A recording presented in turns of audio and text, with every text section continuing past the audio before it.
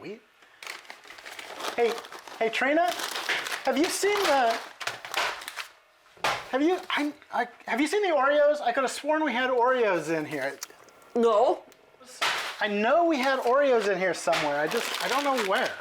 Okay, Jake, what are we making today? Well, I guess we're making Oreos. Yeah. It happens. These will be better anyway. Probably will. We're going to be making a homemade Oreo recipe that I got from this book, DIY Cookbook, Do It Yourself, from America's Test Kitchen. I've made other things out of this book. They've been good. I've never made the Oreos, so we'll see how it goes. The first 4 ingredients for the biscuits are 1/4 cup dark cocoa powder, 2 tablespoons Dutch processed cocoa powder, 1/2 teaspoon instant espresso powder, 3 tablespoons unsalted butter, melted and cooled. So you're just going to combine the melted cooled butter and the various cocoa powders and espresso powders into a bowl and combine until smooth. And when you're done combining, it's going to look something like that. Additional biscuit ingredients include 5 tablespoons of room temperature unsalted butter, 1/2 cup of sugar, 1/4 teaspoon of salt. So you're going to combine the cocoa mixture, the room temperature butter, the sugar, and the salt. You're going to mix that for 2 minutes. Medium-high speed until it is combined and fluffy. You'll also need 1 egg yolk. This is not easy. I don't bake very often. This is rocket science, folks. It is. All right. You'll also need 1.5 teaspoons of vanilla extract. Now you'll add the vanilla extract and the egg yolk to the mixing bowl. And now the final biscuit ingredient is 1 cup of all-purpose flour. So I've got a cup of flour here. I'm going to add it to the mixer on low in about a third of a cup at a time, letting it mix in. So what we've done, we've created basically a lump of cocoa dough here, which does, when I taste it, taste exactly like an Oreo. It has raw egg. I wouldn't recommend tasting it. Trina's scared of it, but you know me. Taste it later. Danger is my middle name. So you're going to divide your lump of dough here into 2 equal lumps and roll them into logs that are about 6 inches long and 1/2 inch and a half thick. We've been cooking for hours. This has been kind of a production. It looks like about 6 inches, right? Uh-huh. I promise it's at least 6 inches. Now there's no need for that. Here we go. 5 inches. 5 inches. I think it's more important that they be the same length and diameter than that they be exactly 6 inches. It just means we'll get fewer cookies out of the mix, but you know, this stuff will kill you anyway, so. Look at that, folks. 1 cylinder of pure Oreo goodness. So now we are wrapping the logs in plastic wrap. We're going to wrap them pretty tightly.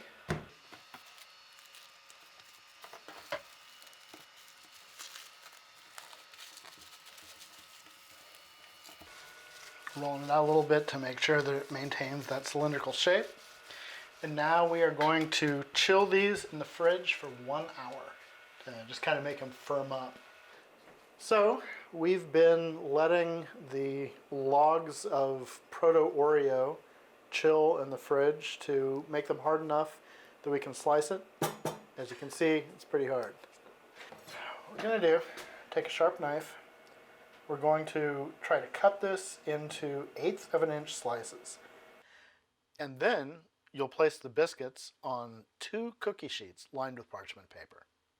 Here you can see the difference between the pre-cooked or the uncooked dough that I placed on the cookie sheet and Trina's approach.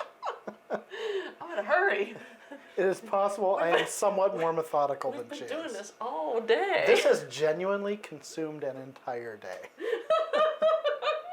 Bake the biscuits at 325 for 7 minutes. What you're going to do after you've baked these for 7 minutes is take them out, swap them on their shelves, rotate them, and bake them for an additional 7 minutes. Maybe additional 8. So after you pull the cookies out, they should have been in the oven for a total of 14 to 16 minutes. You want them to still have enough give that when you poke the center of them, it forms a depression. So you don't want to be crispy coming right out. You're going to let them cool here on the parchment paper on the cookie sheets for 5 minutes, and then you will transfer them to a wire rack and let them continue cooling for at least a half an hour. So for the filling of the Oreo, we're going to use 2 tablespoons of room temperature unsalted butter, 2 tablespoons of shortening, 1 cup of powdered sugar, aka confectioner's sugar, and a half a teaspoon of vanilla extract, along with a pinch of salt. So what we're doing now, we're going to be making the cream filling that goes between the 2 chocolatey wafers. My favorite part. Yeah. So what we're going to do is add the butter that we already talked about, the shortening. This is really the healthy part of the cookie, you know. The powdered sugar. Yummy. Yes. The vanilla. And just a pinch of salt. So now that we've combined those ingredients here in the mixer, we're going to do it on medium-low for 1 minute to combine, and then an additional 2 minutes on, I believe I said medium-high, to get it all light and fluffy. Whip a bunch of air into the fat, essentially.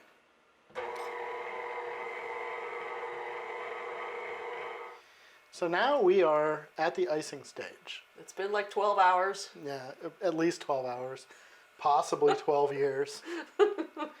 But finally, they are nearing completion. These have been sitting for a full half hour cooling on the rack here. We ended up getting 50 wafers out of it, which we'll be assembling into 25 cookies if we have the filling for it. We'll see.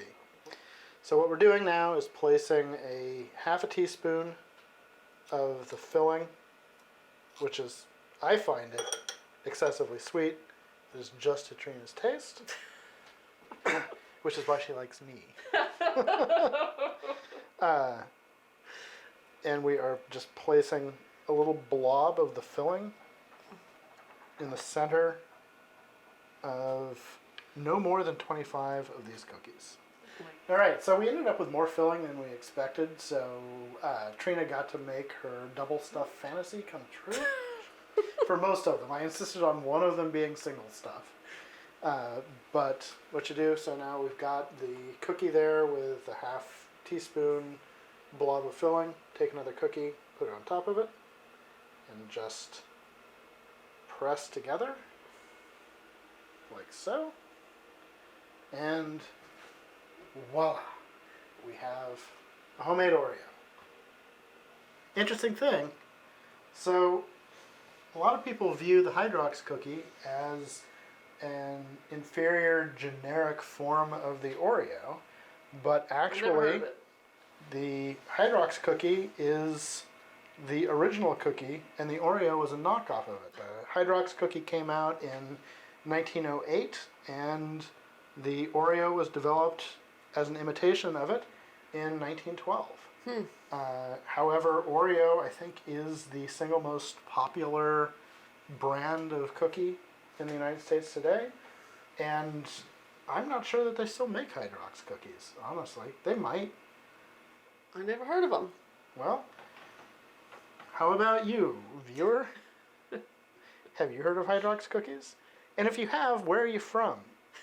Put your location information in the comments, along with your mother's likes and your maiden name. subscribing, whatever people do these days. That's true. Subscribe to the channel. Like and subscribe.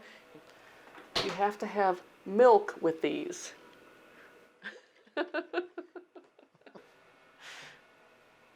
Oh. Okay, here we go.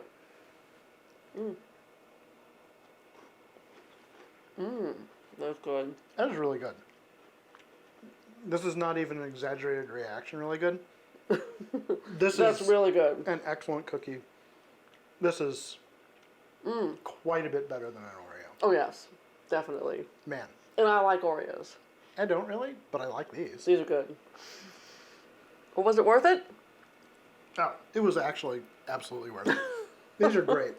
And by the way, just a quick plug, this milk, Fresh Start Farms in Dayton, best milk I've ever had.